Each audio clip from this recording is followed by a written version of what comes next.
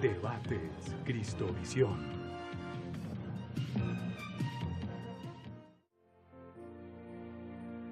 Cristovisión.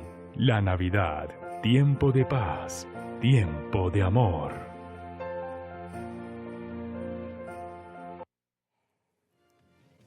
¿Qué tal? Muy buenas noches, bienvenidos. Comienza Debates Cristovisión. Este es el programa de análisis y opinión que es al alcance de su mano. El tema, como lo hemos venido anunciando, es el salario mínimo.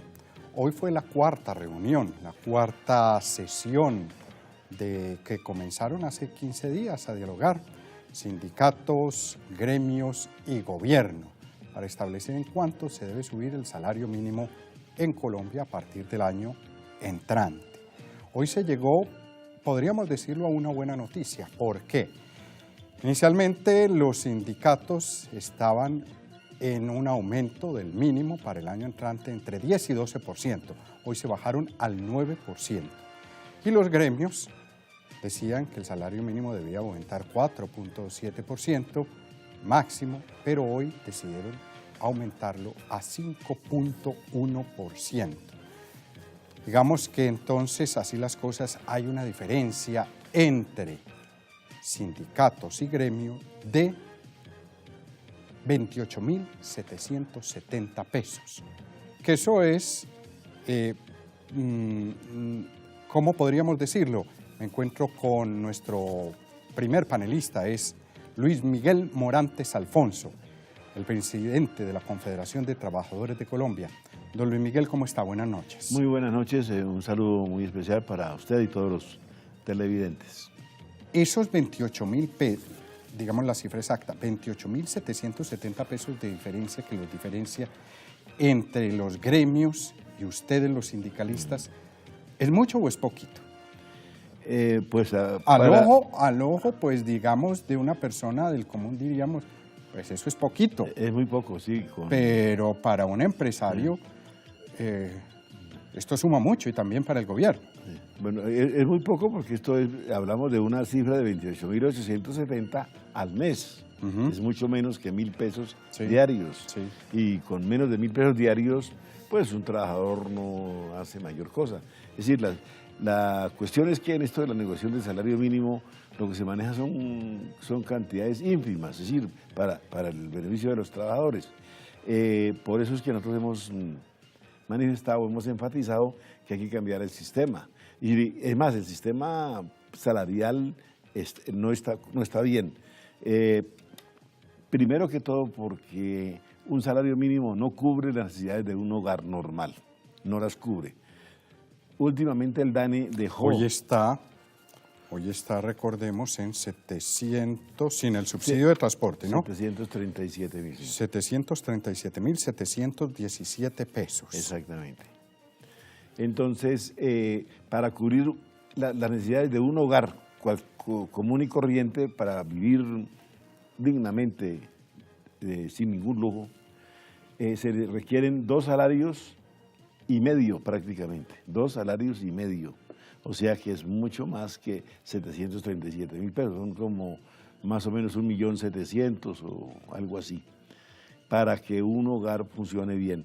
De manera que el salario mínimo está muy por debajo.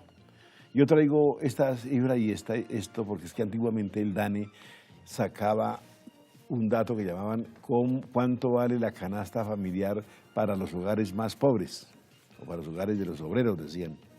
Y generalmente salía desfasado más o menos en más de 2 salarios mínimos. Dejaron de sacarlo, ya no lo vuelven a decir, pero seguramente para evitar que se haga la comparación, que se tenga como referente esa suma. Nosotros sí insistimos que eso debe tenerse en cuenta porque es mantener entonces a los hogares del trabajador de salario mínimo en situaciones de gran pobreza. Y eso vale la pena que la sociedad lo tenga en cuenta. Colombia es un país de grandes potenciales económicos, de grandes riquezas, y no es justo que tenga a su población en esa situación. Es algo que siempre hemos reclamado. Pero nunca han conseguido con éxito un aumento considerable en el mínimo. ¿No le parece que siempre han salido derrotados? Además, usted lleva en esa mesa de concertación 20 años o más, desde 1996. 21 estamos cumpliendo porque desde Exacto. 1996. ¿Siempre ha estado usted en la mesa de Sí, yo he consejo? estado ahí. ¿Y siempre. no le da la sensación de que cuando sale y no consiguen el aumento que ustedes querían los sindicalistas? Sí, hemos salido defraudados todo, bueno, año por año, salvo algunas ocasiones en que hemos logrado, digamos, 2 puntos por encima de la inflación, 2,5. La última vez que hubo un aumento significativo fue el 30 de diciembre del 2013 para el salario mínimo del 2014, ¿no? Es hace 3 años. Ah, pero estábamos en campaña. Es que será la cosa. Era en campaña. Había elecciones al otro año. Había reelección. Había reelección y además de eso hubo algunos acuerdos adicionales muy importantes que nunca fueron cumplidos, ¿no? Especialmente el de los pensionados, que era la famosa discusión que hay, debate que hay ahora, que está en la Corte Constitucional. Bajar los aportes a la salud. Bajar los aportes de la salud para los pensionados. Pero el Congreso ayer lo aprobó. Sí, y ahora pasa a la Corte Constitucional. Sí. O sea, el Congreso se le reveló al presidente. Sí, porque el presidente fue el que lo prometió y no solo lo prometió, lo firmó en la... Y después se corrió. Sí, porque lo firmó, está firmado. Sí. Inclusive el mismo ministro de Hacienda actual que hoy estuvo en la Comisión de Concertación, él también estuvo presente en esa firma, que fue en la Casa de Huéspedes Ilustres en Cartagena, el 30 de diciembre del 2013. Sí, el ambiente era ambientando la reelección. Sí, claro. Eso se prometía de todo, obviamente. Sí. Y entonces fue un buen aumento, pero también debemos aquí observar que el ministro de esa época, el doctor Rafael Pardo, le puso todo el empeño a que eso funcionara, es decir, hizo un gran esfuerzo, ¿no?, en diálogo con los empleadores, en diálogo con los trabajadores y seguramente dentro del gobierno con el equipo económico para que finalmente diera ese fruto y se logró un aumento importante y salimos ahí sí contentos y de pronto esperanzados de que podía ser al futuro. ¿Cómo pinta para este año? La levantada de la mesa, ¿contento o triste? ¿Cómo va viendo usted la cosa? Porque ya no hay nada que prometer, el gobierno se acaba. Muy preocupado, sí, además sí no está en campaña. El asunto es que muy preocupados porque, por ejemplo, hasta esta mañana las cosas estaban muy confusas. Nosotros habíamos concertado dar una cifra, los trabajadores, ¿no? Unificar las cifras, ¿no? La del 9%. No de 10 y 12, sino, sí, bueno, de pronto alguna otra cifra, pero unificada. Y los empleadores también. Entonces ya dentro de la reunión, en la dinámica de la reunión, se producen estas cifras. Pues a nosotros nos parece que fue positivo porque por lo menos quedó clara la situación. Lo único que no quedó claro es que el ministro de Hacienda debería, para eso nosotros exigimos su presencia y él estuvo, cosa que le agradecimos en medio de tantos problemas que tiene hoy día la economía y que tendrá que él enfrentar, y estuvo allí presente y explicó algunas cosas de la situación económica, pero lo que no nos dijo es cuál es la cifra de ellos, ¿no? Porque les hemos exigido que es que la concertación es tripartita, lo dice claramente la Constitución, la ley y todo el escrito de cómo es la Comisión Permanente de Concertación de Políticas Salariales y Laborales, tripartita, o sea, tanto los sindicatos, los sindicatos, gobierno, los gobiernos, los empleadores, tenemos que dar cifras, tenemos que buscar la concertación. Entonces no es como muy lógico que los empleadores y los trabajadores discutamos, nos pongamos en una discusión allá tremenda bilateral y el gobierno solamente observe. Dijimos también, obvio que tiene que ser árbitro en un momento dado, pero al mismo tiempo es parte de la negociación. Ahí tiene que mojarse. Tiene que decir, bueno, actualmente ahora tiene en la cancha ellos, el gobierno. Claro, el gobierno. Dice, bueno, 9 y 5.1, hay un 3.9 de diferencia, vamos a ver cuál va a ser la del gobierno para resolver la situación. Si el gobierno resuelve que es más arriba, pues sería mucho más positivo, ¿cierto? Que es arriba del 5.1. Si de pronto no dice nada, pues ahí quedamos de nuevo. Porque la inflación se calcula que va a ser de 4, ¿no? La inflación es más o menos del 4. El cierre de 2017. Sí, el promedio entre el promedio y la esperada, ¿no? Sí. Eso es más o menos 4, lo que están diciendo que puede ser. Y nosotros, en nuestra propuesta, la de la CTC, calculamos más o menos que es del 4.1, que es casi igual. Es decir, don Luis, si el gobierno dice que el aumento del mínimo es de 6%, ¿quedan contentos? Bueno, eso no se lo podría yo decir aquí porque generalmente tenemos que también, si hay una oferta de mayor, ya lo dije, seguramente nos reuniremos para ver cuál es la situación. Pero obviamente tiene que, es decir, no el 5.1 necesariamente.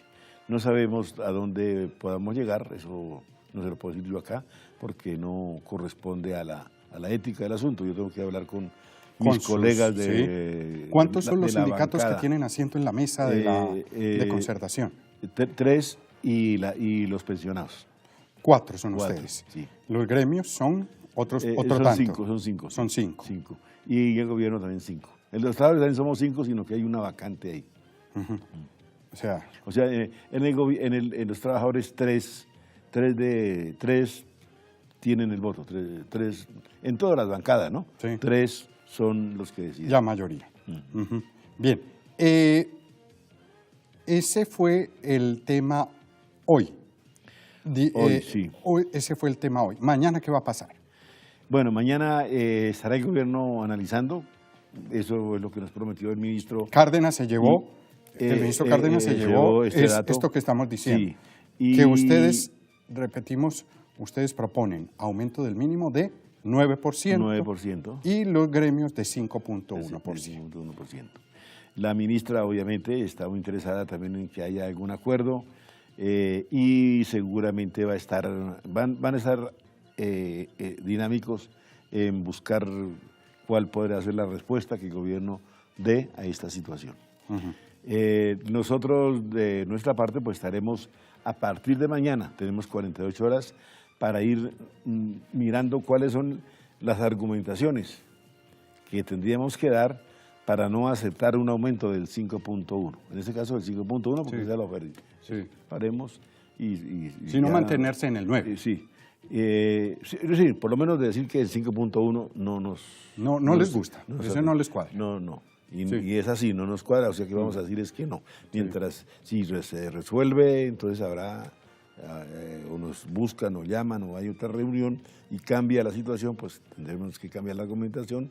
Si nos gusta o no nos gusta, eso depende de la situación.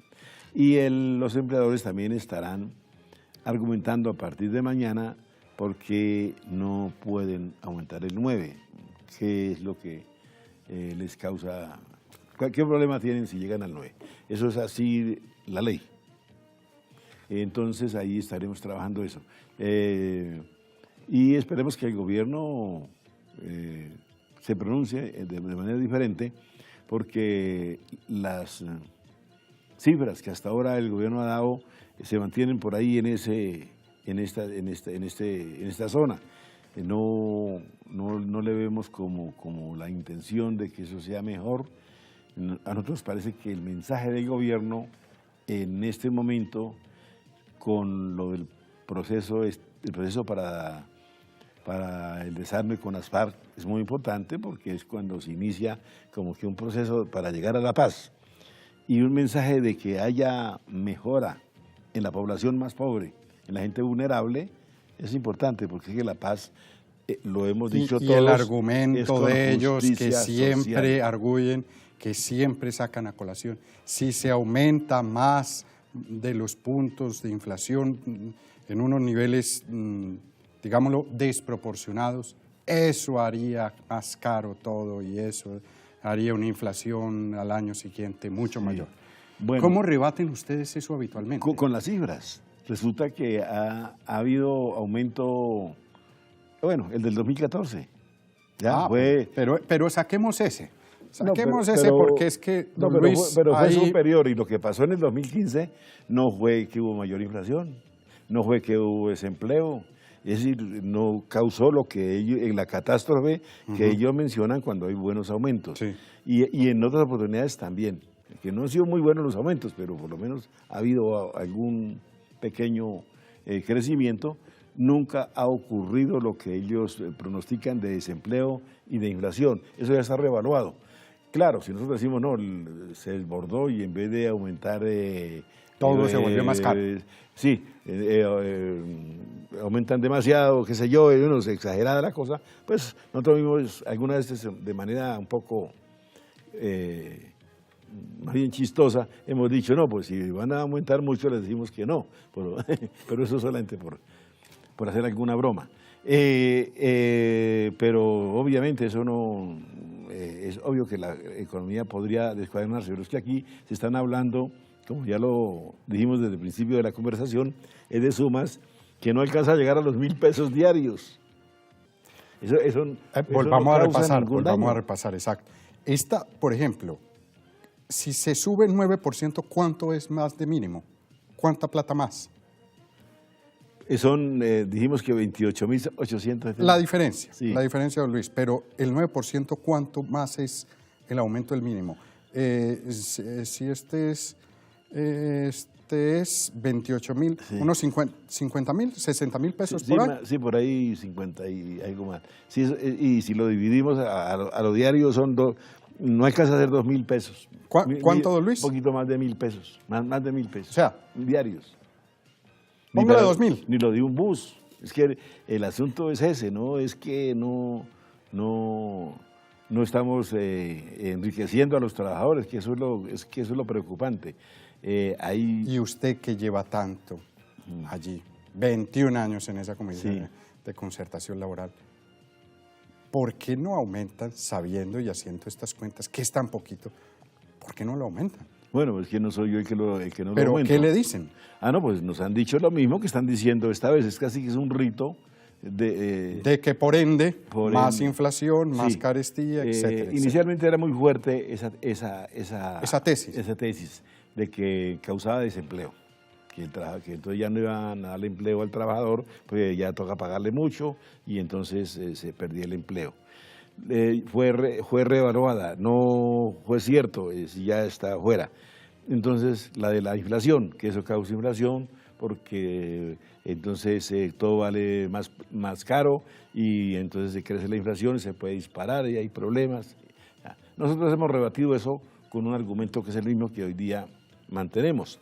Hoy más que nunca, porque la economía está desacelerada, mucho el crecimiento cayó, hay desaceleración de la economía. Sí, por eso han bajado las tasas de interés, por eso han hecho otra serie de jugadas. Problema, viene ahora el problema de la deuda, bueno, cantidad de cosas que hay. Y lo que aconsejan pues, los economistas a nivel mundial es que el consumo interno es lo que salva la economía.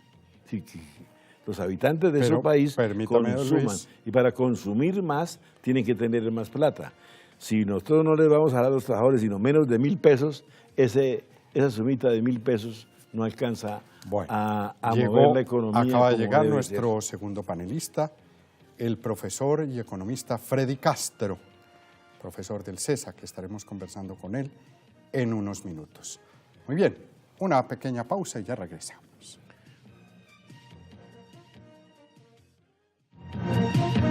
Ya regresamos con Debates Cristovisión. Bien, regresamos a Debates Cristovisión. Llegó el profesor Freddy Castro. Tema ciclovía nocturna, profesor, ¿no? Tema ciclovía nocturna y además estaba en la Candelaria. Le rindió. No, démonos por bien servido. ¿Cómo salió desde allá hasta acá? Me tocó ir a pie desde al lado como del Palacio de Nariño hasta la 26 con Caracas porque no entraban carros, pero aquí estamos. Bueno, estábamos... Yo los venía viendo por el celular, entonces estoy enterado de toda la discusión. Perfecto. Entonces, profesor Castro, ¿por qué no se puede subir más el mínimo? ¿Por qué el 9% es muy alto para los economistas, para el gobierno, para los gremios? ¿Por qué es peligroso? No, definitivamente. Mire, yo escuchaba ahora la intervención del doctor Miguel, de la segunda central obrera más grande del país y además la más antigua, ¿no? Y es que estamos en un año muy difícil. No soy amigo de Cárdenas, lo conozco, pero no soy amigo de Cárdenas, no soy defensor del gobierno. Pero mire, nos acaban de bajar la calificación crediticia, la tasa de crecimiento económico del país que llegó a estar en niveles del 6 y el 7% hace 4 o 5 años, ya para este año va a ser del 1.7%. ¿Cuándo estuvo en el 6? En 2012, 2013. Es que no hace mucho. No, es que el tema es que el petróleo, que es el 50%, o que era el 50% de las exportaciones, se cayó de $100 por barril a $40. Y eso desplomó todo. Desplomó toda la economía. Entonces, rápidamente para que los televidentes lo puedan apreciar, cuando la principal fuente de ingresos en dólares se cae, no es que el gobierno sea dueño de todas las petroleras, es que el gobierno cobra impuestos de renta del petróleo. Y ese impuesto de renta también se cae, y cuando el gobierno se le cae el impuesto, se cae el gasto. Bien. También, cuando cae el precio del petróleo, entran menos dólares a la economía. Por esa razón, el precio del dólar, yo no sé si lo recuerdan ustedes, pero el precio del dólar está a 1.800 pesos por dólar. Sí. Como hay menos dólares, por oferta y demanda, si hay menos dólares, el precio del dólar sube. Si sube el precio del dólar, el precio de los bienes importados sube. Eso se llama pass-through de la tasa de cambio, la capacidad que tiene la tasa de cambio de subir el precio de los bienes importados. Y si sube el precio de los bienes importados, la inflación sube. Y si sube la inflación, al Banco de la República le toca, en un ambiente de desaceleración económica, porque el gobierno gasta menos, subir tasas de interés. Cuando el banco sube tasas de interés para que la inflación caiga, pues el consumo se cae, entonces tenemos menos gasto, menos consumo, menos inversión, y por esa razón, les di una explicación muy rápida, por esa razón el PIB de Colombia ha caído. Bajito. Está cayendo, está creciendo menos, estamos creciendo menos, no estamos en crisis, salvo en algunos sectores que sí hay crisis. Y funcionó lo de las tasas de interés, no, el alza en las tasas de interés porque bajó la inflación. Funcionó porque bajó la inflación. Pero ahora... Pero entonces vamos a pasar por un periodo de ajuste, ese periodo de ajuste es difícil, por esa razón la tasa de desempleo subió. La tasa de desempleo hace un par de años estaba poco más del 8.3%, ahora está poco más del 9.5%, depende del trimestre como la miremos. La tasa de desempleo de Bogotá ya está en el 10.2%, eso es una tragedia. Tener más del 9% de desempleo es una tragedia. Y lo peor de toda esa tragedia es que la tasa de informalidad en Colombia es altísima. Entonces, tasa de informalidad uno la mira Realmente, Freddy, el mínimo para cuántos colombianos es. Don Luis, presidente. Por favor. Aproximadamente para 4 millones de personas. Eso no es nada. Eso no es nada. ¿De cuánto que es la población trabajadora en Colombia? Son 24. Activa, población activa. 23 son 24, 23, 24. Colombia tiene, el otro año vamos a hacer 50 millones. Sí. Pero la población económicamente activa son 24 millones. Los ocupados son 24 millones. De esos ocupados, el problema es que el 63% de esos ocupados son informales, es decir, no hacen aportes a la seguridad social. ¿No le parece, Freddy, que de pronto son más en nuestro país? Pues esa es la cifra del DANE, bueno, me caso con esa cifra, es 63%, de hecho, si uno toma 13 o 23 ciudades principales, es menos del 50% en las ciudades principales, Bogotá es 42, 43%, pero uno tiene lugares como el Chocó, o incluso la tasa de informalidad en el sector rural es del 87%. O sea, los ocupados no hacen aporte a la seguridad social. Entonces, las personas que ganan un mínimo, sí, como lo decía el doctor Miguel, son apenas 4 millones de personas, que son muy importantes, por las que todos debemos trabajar, pero si subimos el mínimo más que eso, en ese contexto ya les dije que a las empresas les está yendo mal, y eso, si no me creen, vayan a sus casas y miren la situación de lo que estamos viviendo todos, en el que el consumo está cayendo, en el que el gobierno le ha tocado hacer ajustes del gasto, que por cierto, yo nuevamente quiero que quede claro, no estoy defendiendo a Cárdenas porque el gobierno no hizo los ajustes cuando debió hacerlos y se gastó los recursos en tener aceptado el Congreso. Pues qué pena decirlo, pero así fue. El gobierno no hizo esos ajustes, entonces le toca hacer esos ajustes en este momento, y si sube el salario mínimo por encima de ese 4.7% que está planteando los empresarios, se puede generar una mayor tasa de desempleo y una mayor informalidad. Entiendo la posición tanto de la CUT como la CGT, como de la CTC, pero, y entiendo la posición de los hogares. Todos quisiéramos ganar 10 o 20 millones de pesos, pero en este contexto es muy difícil. Doctor Miguel, no sé si me ¿Qué vaya. dice usted, presidente? No, bueno, no, estoy escuchando muy respecto. atentamente aquí al doctor Freddy. Y, por supuesto, las cifras que él expone son más o menos las que de pronto el ministro de Hacienda o sus voceros en la Comisión de Constitución Y es que esto es explicado. economía pura aquí. Sí, sí, Banco sí. de la República, CESA, Sí, imagínese. sí, Banco de la República. Sí, son las mismas. Responden a lo que ha dicho el Banco de la República, el DANE, el Departamento Nacional de Planeación y el Ministerio de Hacienda, como que son más o menos, ellos son los que allá exponen inicialmente los datos de la economía y manifiestan si la cosa es optimista o es pesimista.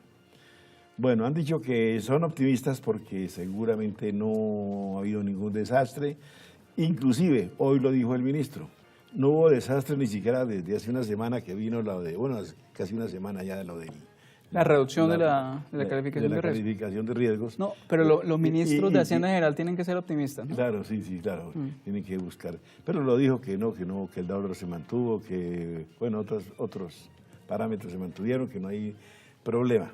Pero bien, esas son las cifras desde el punto de vista del gobierno y de sus economistas. Nosotros también tenemos nuestro equipo de economistas. Claro, yo le escuché y tenemos otros criterios, pero además de lo que son las cifras, que las cifras son muy frías y a veces no dejan para el debate, es que hay otros asuntos que es necesario tener en cuenta en esta coyuntura. Además de lo que hablaba usted por ahí del aceitado, de lo que por ahí el público dice que es la mermelada, es un nuevo término que hicieron ya en estos últimos años, es que son otras cosas adicionales. Y es la corrupción tan tremenda, tan terrible, que invadió todos los espacios de la sociedad y de la administración. Estamos de acuerdo, estamos de acuerdo. Y eso causa problemas, y eso causa daños a la economía, porque no es plata que se pierde, y entonces en sana discusión uno puede decir, bueno, ¿por qué si se la robaron ellos? Algunos las llevaron a paraísos fiscales, ya hemos visto de los papeles de Panamá, pero también lo de los otros. No, pero yo le digo otro pedazo. Eso es dinero que sacan de la economía, la plata está ahí, y en vez de decir, bueno, vamos a poner a producir esto más, podemos pagarle mejor a los trabajadores, no, la sacan de aquí para evadir impuestos. Entonces, al evadir impuestos, aquí, pues obviamente hay menos dinero para el gasto, y entonces hay que recortarle a los trabajadores. A este respecto? No, es que en realidad esa crisis moral que tiene esa sociedad es tremendo, pero no es solamente a nivel de gobierno, y nuevamente no estoy defendiendo el gobierno, soy el primer crítico de este gobierno. Usted va a centrales de abastos, y en las centrales de abastos hay problemas de informalidad y de legalidad impresionantes, y hay incluso temas asociados al gota a gota. Y eso no se registra en ninguna parte. Y que no se registre en ninguna parte quiere decir que las personas no están pagando impuestos. Usted va en la clase política y hay corrupción, y no solamente corrupción en términos de contratos, sino corrupción en términos de que tienen contratistas que no hacen, pues que no son tan productivos y que igual les están pagando. Usted va también en el negocio del chance, y en el negocio del chance hay un montón de registros que no se están haciendo. Y así usted puede empezar a enumerar en los municipios. La actualización catastral no se ha hecho. Que no se haga la actualización catastral quiere decir que hay un montón de personas de todo tipo que no tienen legalizadas sus tierras, que no están pagando prediales municipales. Que no paguen prediales municipales quiere decir que los municipios no están recaudando impuestos que servirían para tener mejores carreteras, no solo para tener colegios. Laboral, sino también de todo índole. Hay un tema complicadísimo en la economía. ¿Qué tanto la corrupción hace que el PIB haya descendido tanto? No tengo ni idea, porque pero sí es muy significativo. Hay estimaciones que dicen, sí, es corrupción, es evasión y es ilusión. Corrupción, evasión y ilusión de impuestos. Hay estimaciones que hablan que la corrupción puede ser entre 30 y 50 billones, que es una tragedia. O sea, en eso coincidimos con el doctor Miguel. Es una tragedia que perdamos entre 30 y 50 billones en corrupción. El gasto en pensiones del otro año, por ejemplo, es de 41 billones de pesos. O sea, con eso podríamos financiar otro gasto adicional en pensiones. Y es algo que la sociedad debe empezar a combatir y a enfrentar, pero no por esa razón, porque es que si la solución fuera subir el salario mínimo, ¿por qué están planteando que sea solo el 9%? ¿Por qué no plantean el 20% o el 30%? Si el tema fuera subir el salario mínimo, pues se sube el salario mínimo a 10 millones de pesos y a ver cuántas empresas cierran con un salario mínimo de 10 millones de pesos. Incluso, aumento excesivo del salario mínimo puede generar escenarios de hiperinflación, y no me voy a poner del lado de los analistas que dicen que los sindicalistas eso es castrochavismo. Yo no soy así, eso me parece bajo, eso no debe ser así, porque Chávez ha subido salarios por bastantes periodos, en varios momentos, y eso lo que ha generado es inflación. Pero sí, pensando en otros escenarios, no voy a hablar de Venezuela. En Perú, por ejemplo, terminando la década de los 80, el presidente Alan García, que después volvió a ser presidente, empezó a imprimir dinero y aumentar salarios, y ese aumento de los salarios que generó, la inflación en Perú llegó al 8.000% anual. Una inflación del 8%, aquí en Colombia va a terminar ese año cercana al 4%, o sea, multipliquen ese 4% por 2.000 y asústense. Terminó en 8.000% anual por ponerse a imprimir billetes. No estoy diciendo que nosotros vayamos a terminar en el 8.000% anual, pero sí, si subimos mucho ese salario mínimo. Para usted, ¿cuánto debe ser el aumento de este año? Posición, como economista. Le voy a decir una posición muy conservadora, pero y después le voy a decir una más flexible, y el señor Miguel seguramente me va a pegar un coscorrón. La visión muy conservadora dice que si la inflación el otro año va a ser del 3.5%, sí, el otro año, no la de este, y la productividad del trabajo es del 0.42%, el aumento del salario mínimo, y me van a matar en los televidentes, no debería ser más del 4%. ¿Cómo? Pero le dije que muy conservadora, pero no me puse corbata azul. Ustedes son los que tienen corbata azul.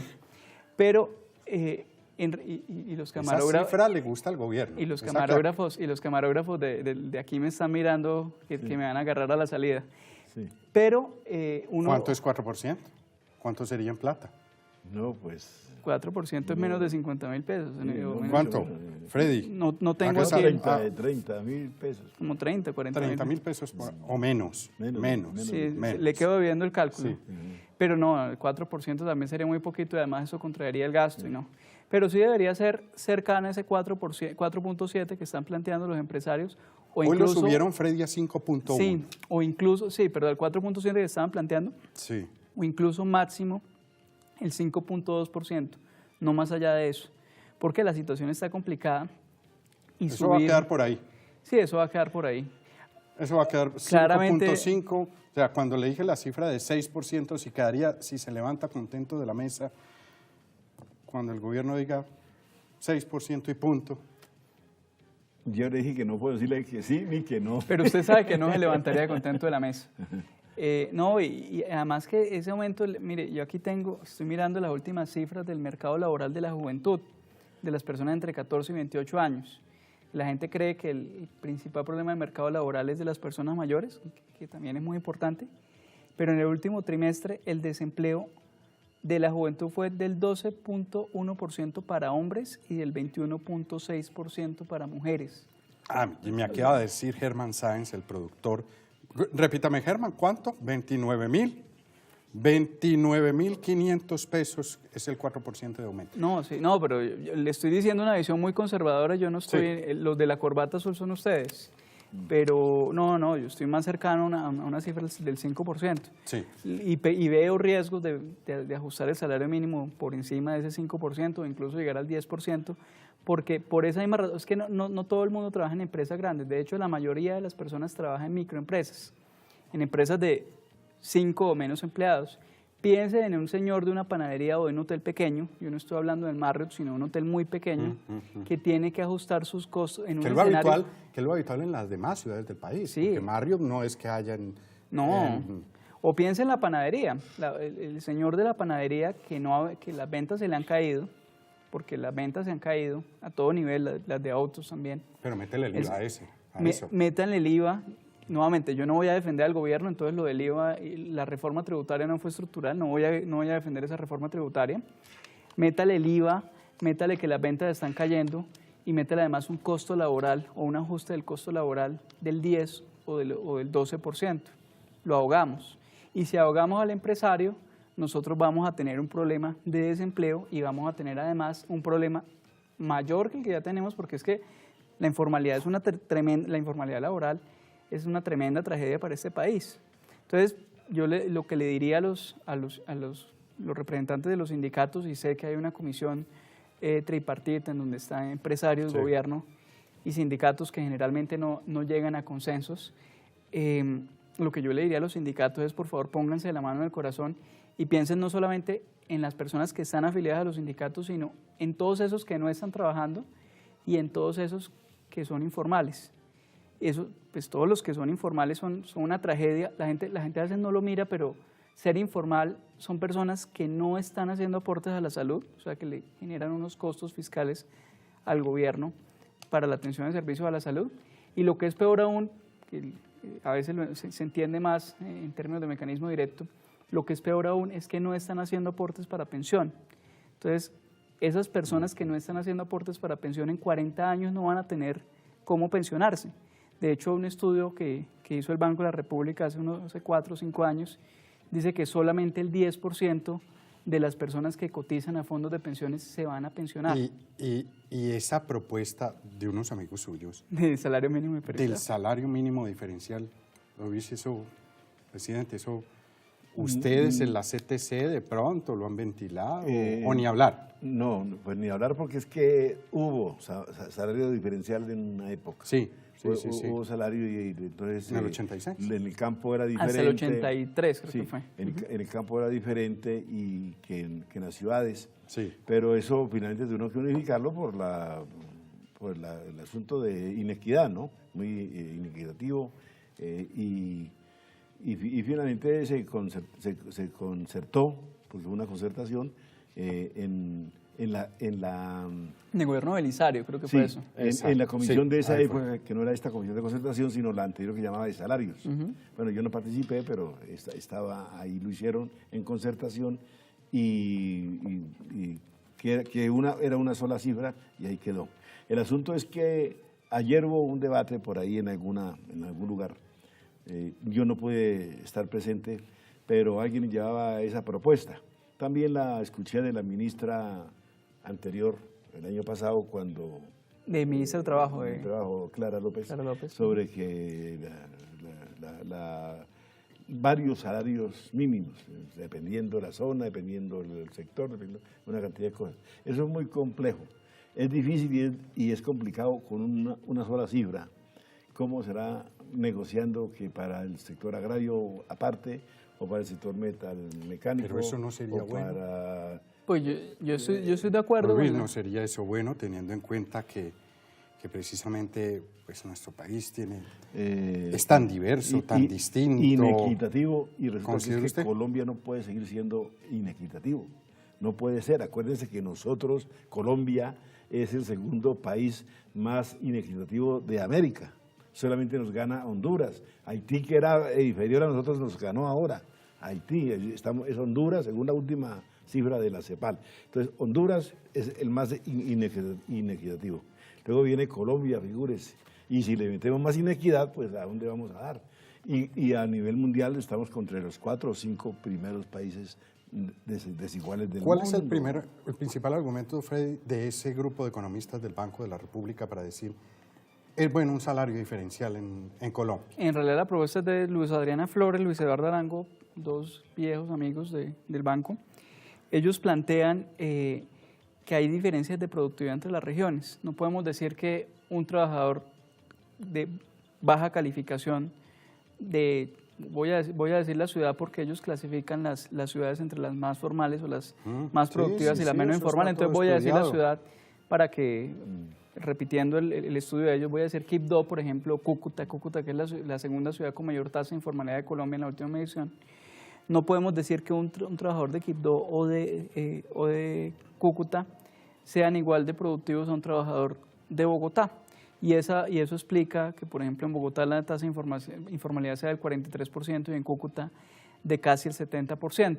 Entonces, recogiendo las diferencias y recogiendo también, por ejemplo, que ese subsidio de transporte, que es alrededor de 80.000 pesos, ese subsidio de transporte no alcanza para lo mismo en Bogotá tomando Transmilenio y Alimentador que en una ciudad pequeña, Quibdó, o en una ciudad pequeña en donde uno pueda tomar mototaxi, pueda tomar o pueda tomar bus, que es más barato de Transmilenio. Porque es que depende, si hace mucho calor, yo soy de Cúcuta y hace mucho calor en moto, y a las 3 cuadras uno ya está, y un saludo a mis amigos de Cúcuta, y uno a las 3 cuadras ya está cocinado, pero no puede uno comparar, por ejemplo, ese subsidio de transporte, ni puede comparar los servicios de una caja de compensación. Sin embargo, yo sí, y lo publiqué en una columna hace un par de meses, yo sí discutiría, aterricemos un poquito más la propuesta del banco, porque definir 4 tipos de salarios en el país de pronto no va a ser tan fácil. Estoy de acuerdo con fijar un salario mínimo diferencial, sin embargo, y yo creo que ese punto se lo puedo dar a Miguel por otra vía, creo que el país tiene problemas muy grandes y reformas estructurales muy grandes que hacer en los próximos 4 años, que el próximo gobierno debería tener mucha gasolina para poder sacarlas todas, y seguramente, no sé quién vaya a ser el otro gobierno ni cómo se vaya a desarrollar la campaña electoral de marzo y de mayo y de pronto una segunda vuelta, seguramente el próximo gobierno no le alcanza la gasolina para llegar a meterle mano al tema del salario mínimo, porque hay que pensar en temas de justicia, hay que pensar en temas de tributación. O sea, esa reforma, la última tributaria con el IVA nos ahorcó. Están proponiendo los candidatos bajar impuestos. Sin embargo, el ministro dijo ayer en El Tiempo, el ministro Cárdenas, que ni se les ocurra, porque eso sería... Pues mire que Cárdenas, yo le digo una cosita rápida de Cárdenas, así, un segundito. Mire, Cárdenas dice que ni se les ocurra eso a los candidatos, pero el presidente del gobierno que él representa dijo hace 4 años, después de primera vuelta, dijo vamos a rebajar el aporte a salud de los pensionados. Y le tocó a la brava al Congreso. Y le tocó a la brava al Congreso hacerlo. Entonces, Cárdenas debió haberle dicho lo mismo al presidente Santos en su momento: usted es candidato, por favor, no sea irresponsable. Yo creo que en esta campaña algún candidato o algunos candidatos van a ser irresponsables con las propuestas, pero eso forma parte como de la dinámica electoral, ¿no? Espero que no sea mucho. ¿Qué iba a decir? Ahí está. Bueno, con lo del salario diferencial, ¿no? Que inicialmente lo decían aquí por regiones, ahora ya lo están hablando también sectorial, y que para el campo es distinto, para los trabajadores agrarios. Casi todos los países de Centroamérica tienen, ¿no? Sí. Por si acaso. O para otros, qué sé yo, bueno, pero no están en buenas condiciones, que eso es lo complicado. Y entonces uno pues puede pensar qué le espera, para dar los mismos ejemplos, a los trabajadores del Chocó, ya de por sí en grave situación económica. ¿Qué les espera? ¿Qué se está pensando para ellos? ¿Salvación, sacarlos de aquí o enterrarlos más con un salario diferencial? O a los de Cúcuta, o a los de Buenaventura. Luis tiene razón. Buenaventura, ¿No sería enterrarlos más? No, la discusión... Eso me llama la atención. Claro, eso habría que regarnos más a los pobres. No, la discusión es compleja y aquí esto no puede ir más allá del número y hay que mirar más integralmente al país. Hay que pensar, por ejemplo, temas de movilidad laboral, si efectivamente una persona del Chocó podría venirse a Bogotá o a Manizales, que es otra ciudad, o Medellín, que tiene altas tasas de productividad. No, esa discusión hay que darla con más información. Yo por eso mismo no estoy... Pese a que estoy de acuerdo con salario mínimo diferencial. ¿En Centroamérica funciona así? En Centroamérica ¿Qué funciona otros así? países de Sudamérica hay con mínimo diferencial? Le iba a decir, me iba a ir un poquito más hacia el norte. Finlandia y Alemania y Estados Unidos tienen salario mínimo diferencial. Pero hay economías desarrolladas y Centroamérica tiene. Apenas es Dinamarca, no Dinamarca. Apenas usted dice Finlandia y Suecia. Es distinto Dinamarca que Dinamarca, sí. No, pero mire que... Permítame una pausa, hacemos una pausa, dice don Germán. Hacemos una pequeña pausa, ya regresamos.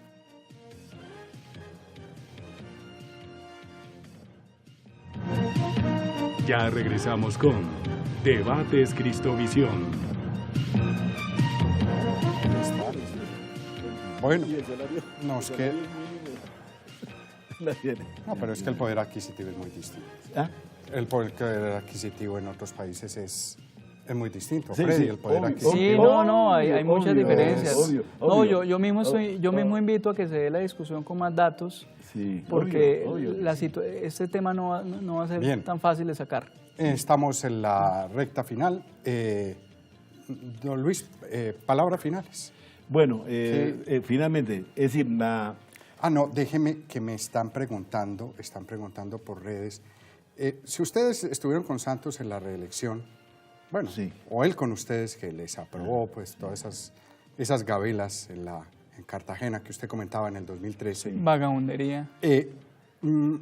¿Con quién le están caminando ahora? ¿Para el 2018? ¿Tienen candidato? No tenemos candidato. Pero lo que dijo el profesor, esto está muy complejo, es muy difícil y obviamente tenemos claro que habrá algunos que definitivamente no, algunos que tampoco, y habrá muy poca gente que es con la que nosotros pudiéramos ver como algo positivo. Sin embargo, habrá que ver. ¿Y con quién definitivamente no? Bueno, no quisiera yo entrar en esa está muy político. En ese poco político. Entonces, poco politiquero. Entonces, en lo que estamos mencionando es que con Santos lo que nosotros apoyamos fue el proceso de desarme de las FARC, ¿ya? Por eso nos alineamos con Santos para la CTC no tiene candidato para el 2018, las presidenciales. No tenemos candidato aún. Seguramente lo tendremos. Y aprueban candidato y dicen, este es el candidato que vamos a apoyar en la CTC. Generalmente nosotros no decimos este es para que todo el mundo vote, sino que damos algunas orientaciones, pero nunca imponemos. En la CTC funciona la pluralidad y la democracia, o sea que habrá gente que vote por uno, habrá otros que voten por allí, otros por allá, pero habrá... Aquí también, no funciona el que diga la CTC. No, aquí no funciona. Okay. Aquí, pero sí habrá que decir que dentro de esos márgenes queremos que sea por los lados la del sociedad César. colombiana. ¿Qué color? No, ni idea. Y la cuestión económica pues de Colombia es que el asunto es de estructura, la estructura social. Es muy complicado por esa razón hacer comparaciones con la OCDE. Nosotros nos tocó decir al ministro de Hacienda que no traiga esas comparaciones porque son odiosas. Es decir, comparar el salario de $240 con uno de $3.000, pues es complicado, ¿no? El de Alemania. Don Luis, ¿en cuánto queda el mínimo para el año entrante? ¿Cuánto va a ser el aumento? No sabemos, estamos pendientes de que el Ministerio de Hacienda nos diga cuánto es, porque eso fue lo que hoy acordamos, al final de la reunión.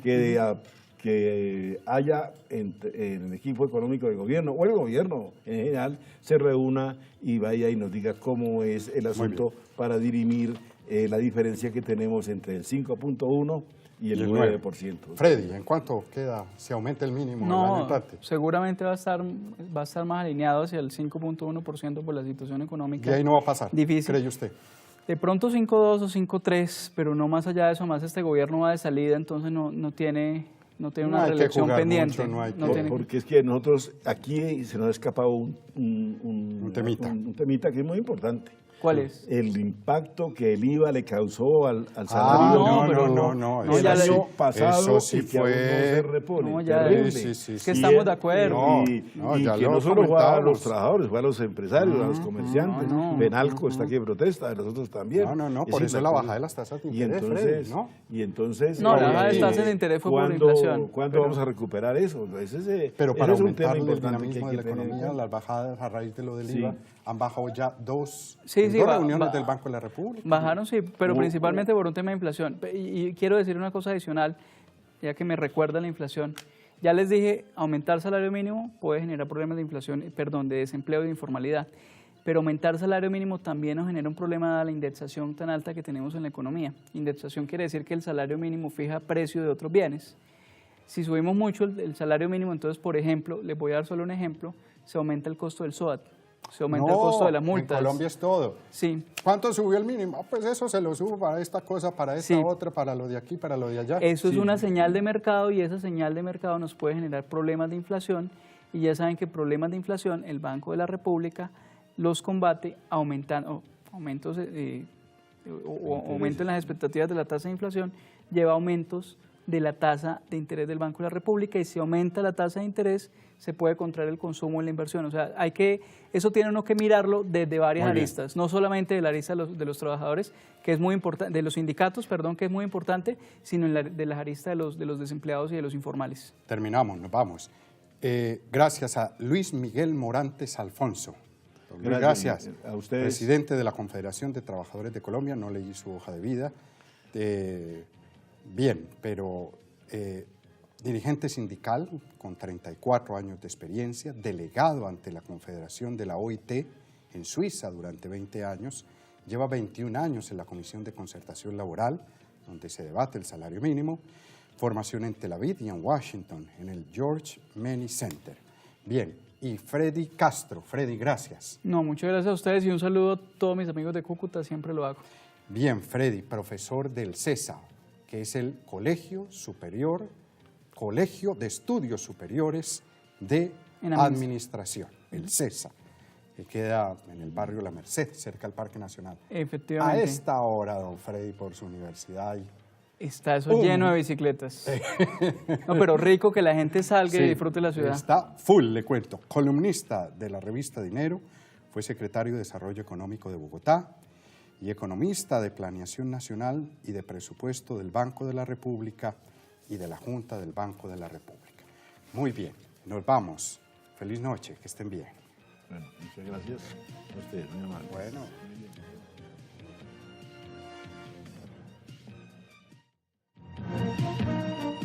Debates Cristovisión.